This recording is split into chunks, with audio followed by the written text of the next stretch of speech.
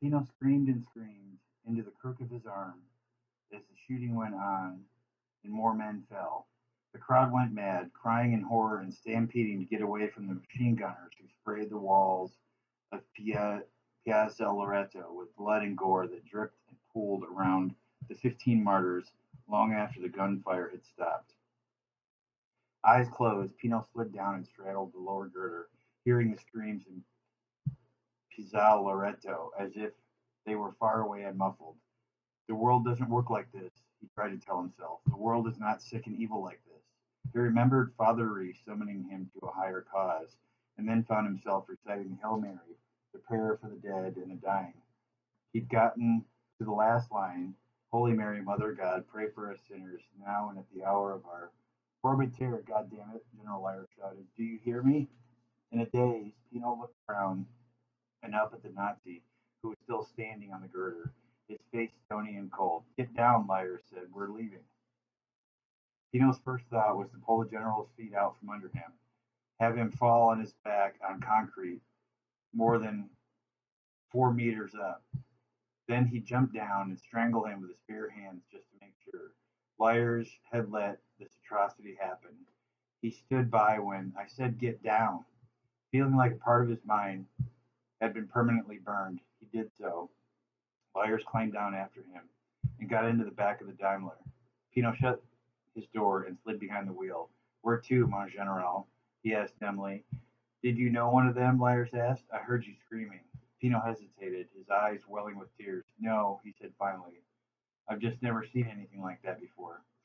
The general studied him in the rearview mirror a moment before saying, Go, there's nothing more to be done here. The other German staff car was already turning around, heading for the checkpoint, when Pino started the Daimler. The rear window of the second staff car was down. He could see Colonel Raouf looking out at them. Pino wanted to floor the accelerator and T-bone the Gestapo chief's car. Raouf's vehicle would be no match for the Daimler. Maybe he'd even kill Raouf, making the world an infinitely better place. General Lyre said, Wait until they've gone ahead. Pino watched Colonel Raouf disappear into the city before he started the Daimler. Where to, mon general? He said again, unable to stop seeing Giulio rage against his executioners before dancing on the bullets that killed him. Hotel Regina, Lyre said. Pino stared in that direction. If I say, mon general, what will happen to the bodies? They'll lie there until dark, when their relatives can claim them. All day? Colonel Raouf wants the rest of Milan, especially the partisans, to see what happens when German soldiers are killed. Flyers said as they left the checkpoint. The savage idiots. Don't they see this will just increase the number of Italians who want to kill German soldiers? You, Forbater, do you want to kill Germans? Do you want to kill me? Pino was shocked by the question, and he wondered if the man could read his mind. But he shook his head, said, Non, mon general. I want to live in peace and prosperity like anyone. The Nazis, plenipotentiary for war production, fell silent and pensive while Pino drove back to Gestapo headquarters. Byers got out and said, You have 3 hours. Pino dreaded the task ahead, but he left the Daimler and tore off his swastika armband. He went to the new purse store, but the girl who worked there said his father had gone over to Albany's luggage. When Pino entered the leather goods shop, Michel, Uncle Albert, and Aunt Greta were the only ones inside. His uncle saw him, rushed out from behind the counter. Where the hell have you been? We've been worried sick. You didn't come home, his father said. Oh, thank God you're back. Aunt Greta took one look at Pino and said, What's happened? For a few moments, Pino couldn't say a word. Then he fought back tears as he said, The Nazis and the fascists, they did a decimation at San Vittore in retaliation for the bombing. They counted off every 10th man until they got 15. When they took them to the Pizzale Loreto and machine gunned them to death, I saw, he broke down, Giulio was one of them. Uncle Albert and his father looked gunshot. Aunt Greta said, That's not true. You must have seen someone else. Pino, crying, said, It was him. Giulio was so brave, yelling at the men who were about to shoot him, calling them cowards, and, oh God, it was horrible. He went to his father and hugged him while Uncle Albert held Aunt Greta, who had turned hysterical. I hate them, she said. My own people, and I hate them. When she calmed down, Uncle Albert said, I have to go tell his mother. She can't get Tulio's body until sundown, Pino said. They're keeping the bodies on display as a warning of what happens when partisans kill Germans. The pigs, his uncle said. This changes everything. It only makes us stronger. That's what General Lyer said would happen. By noon, Peter was sitting on the steps of La Scala, where he could see the front of Hotel Regina and the Daimler Park nearby. He was numb with grief. Gazing across the street at the statue of the great Leonardo and listening to the chatter of citizens who hurried past, he wanted to cry again. Everyone was talking about the atrocity. More than a few called Pizzaletto a cursed place now. He was seeing it all again and again in his mind, and he agreed. At 3 o'clock, Lyers finally emerged from Gestapo headquarters. He got into the car, told Pino to drive to the telephone exchange yet again. There, Pino waited and thought about Tullio. Merciful night began to fall. Pino felt a little better knowing that his friend's body could be retrieved and readied for burial.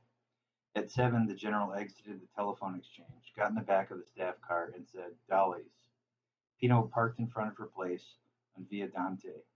Lyers had him carry the locked valise. The crone in the lobby blinked behind her glasses and seemed to sniff after them as they passed and climbed up the stairs to Dolly's apartment. When Anna opened the door, he could see she was upset. Are you in for the night, General? Anna asked. No, he said. I'm thinking of taking Dolly out for dinner. Dolly came to the hallway in a dressing robe, a highball glass in one hand, and said, A perfect idea. I go crazy sitting here all day, waiting for you, Hans. Where shall we go? That place around the corner, Lyra said. We can walk. I feel like I need to. He paused and then looked at Pino. You can stay here, Vorviter, and eat. When I return, I'll tell you whether I'll have further need of you tonight. Pino nodded and sat on the bench. Looking unhappy, Anna bustled through the dining area, ignoring Pino as she passed, and saying, What shall I lay out for you, Dolly? General Lyers followed, and they all vanished into the depths of the apartment. None of it seemed real to Pino. Lyers was going on as if he'd not seen 15 people murdered in cold blood that morning. There was something reptilian about the general, he decided. Lyers could watch men jerking on bullets and spurting blood in the last moments of their lives, and then he could go out to eat with his mistress. Anna returned as if it were a chore, said, You hungry, Vorvatier? Per favor. If it's a bother, no, Signora, Pino said, not looking at her.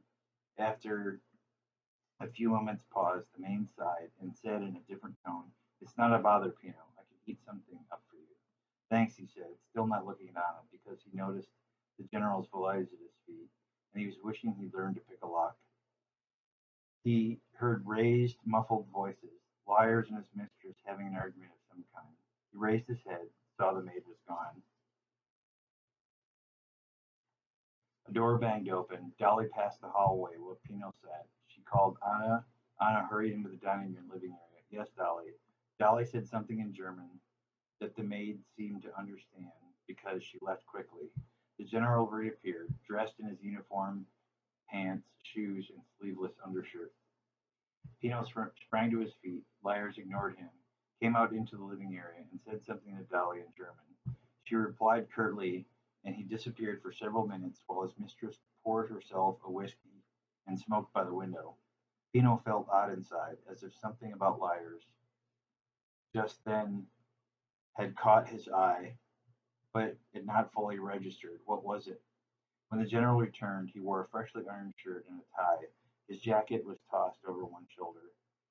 We will be back in a couple of hours, Lyers told Pino, passing closely by. He started after the general and Dolly, feeling that oddness again, and then tried to remember Lyers from just a few minutes before. Shirtless and, oh my God, he thought. The door shut. Pino heard a board creak. He pivoted his head and saw Anna standing there. I heard a grocer say that 15 members of the resistance were shot in Pizzal Loreto this morning, she said, wringing her hands. Is that true? Sick all over again, he said. I saw it. My friend was one of them. Anna covered her mouth. Oh, you poor thing. Please come to the kitchen. There's schnitzel, ganache, and garlic butter. open one of the general's best wines. He'll never know. Very soon, a place was set at a small table at the end of the galley kitchen that was spotless. A candle burned there, too. Anna sat opposite him, sipping a glass of wine. Veal, Pino thought as he sat down and smelled the divine aroma wafting out from his plate. When was the last time he had veal? Before the bombardment? He took a bite. Oh, he groaned, that is so good. Anna smiled. My grandmother, God rest her, she taught me that recipe. He ate, they talked. He told her about the scene at the Zal Loreto, and she hung her head and held it for a while with both hands. When she lifted her head to look at Pino, her eyes were bloodshot and filmy. How do men think of such wickedness? Anna asked as Wax stripped down the candle and pulled about the holder. Don't they fear for their souls? Pino thought about Ruth and the black shirts wearing the hoods. I don't think men like that care about their souls, Pino said, finishing the veal. It's like they've already gone to evil, and going a little deeper won't matter. Anna gazed past Pino into the middle distance for a moment. Then she looked at him and said, so how does an Italian boy end up driving for a powerful Nazi general? Upset by the question, Pino said, I'm not a boy, I'm 18. 18? How old are you? Almost 24. Do you want some more food? Wine? May I use the toilet first? Pino said. Down the hall, first door on the right, she said, and reached for the wine bottle. Pino went through the living area and into a carpeted hall dimly lit by two low wattage bulbs. He opened the first door on the right, turned on the light, and entered a bathroom with a shower tub, tiled floor, a vanity crowded with cosmetics, and another door. He went to the second door, hesitated, and then gently tried the knob. It turned. The door swung open into a darkened space that smelled of liars and his mistress so strongly that it stopped him for a moment. A warning voice in his head told him not to go on, to return to the kitchen, and to Anna. He flipped on the light. In a sweeping glance, Pino saw the general occupied the far left side of the room, which was neat and precisely arranged. Dolly's side, which was closer to Pino, resembled an ill-kept theater costume room. There were two racks of fine dresses, skirts, and blouses. Cashmere sweaters bulged from drawers. A mishmash of colorful silk scarves, several corsets, and garter belts hung from the closet doors. Shoes were lined up in rows by the bed. Dolly's only surrender to order. Beyond them, amid stacks of books and hat boxes, was an occasional table that supported a large, open jewelry box. Peter went to the neater side of the room first, scanning the top of a set of drawers and seeing cufflinks on a tray, a clothes brush, a shoehorn, and a shaving kit. But not what he was looking for. Nothing on the nightstand or in it either. Maybe I was wrong, he thought. Then he shook his head. I'm not wrong. But where would someone like Liars hide it? Pino looked under the mattress and under the bed, and was about to search the general's shaving kit when he noticed something in the mirror, something in the chaos of Dolly's side of the room. Pino circled the bed, going up on tiptoes to avoid stepping on Dolly's things, and at last reached the jewelry box. Strings of pearls, gold chokers, and many, many other necklaces hung in bunches from hooks on the inside of the lid. He pushed them aside, looking for something plain, and then there it was. Pino felt a thrill through him as he plucked the thin chain with the keys to the general's valise off the hook. He put it in his pants pocket. What are you doing? Pino spun around, his heart slamming against his chest. Anna stood in the doorway to the bathroom, her arms crossed, a glass of wine in one hand, and her face etched hard in suspicion. Just looking around, Pino said. In Dolly's jewelry box? He shrugged. Just looking. Not just looking, Anna said angrily. I saw you put something in your pocket. Pino didn't know what to say or do. So you're a thief, Anna said, disgusted. I should have known. I'm not a thief, Pino said, walking towards her. No, she said, taking a step back. Then what are you? I can't tell you. Tell me or I'll tell Dolly where I found you. Pino didn't know what to do. He could hit her and flee, or I'm a spy for the Allies. Anna laughed dismissively. A spy? You? That made him angry. Who better? Pino asked. I go everywhere with him. Anna felt silent, her expression doubtful. Tell me how you became a spy. Pino hesitated and then told her quietly about Casa Alpina and what he'd done there, and how his parents feared for his life and made him join the organization Tat, and the serendipitous path that had taken him from a bomb train station in Medina to a German hospital bed on the front seat of Lyre's to the front seat of Lyre's General Lyre's staff car outside his uncle's luggage store. I don't care if you believe me or not, he said at the end, but I've put my life in your hands. If Lyres finds out, I'll die. Anna studied him. What did you put in your pocket? The key to his valise, Pino said, as if he'd used the key on her somehow. Anna changed in the next moment, transformed from suspicion to a slow, soft smile. Let's open it. Pino breathed a sigh of relief. She believed him, and she wasn't going to tell Lyres. If she was part of opening his valise and the general found out, Anna would be dead too. He said, I have other plans tonight. What plans? I'll show you, he said, and led her back to the kitchen. The candle still flickered on the table. He picked it up and poured a small pebble of wax on the table. Don't do that, Anna said. It will come right off, Pino said, fishing in his pocket and coming up with the key and chain. He freed the key from the chain, waited until the wax had congealed to the consistency of putty, and then softly pressed the key into it. Now I'll be able to make a duplicate and get into the blaze any time I want, he said. Do you have a toothpick and a spatula? Looking at him in reprisal and some wonder, Anna got him a toothpick from the cabinet. Pino gently pried the key free of the wax and then washed it in hot water. He set a spatula on the She set a spatula on the table, and he used it to separate the wax from the tabletop. He wrapped the cooling mold in tissue and put it in his shirt pocket. Now what? Anna asked, her eyes flashing. This is exciting. Pino grinned at her. Pino grinned at her. It was exciting. I'm going to take a look in the valise and then put the key back in Dolly's jewelry box.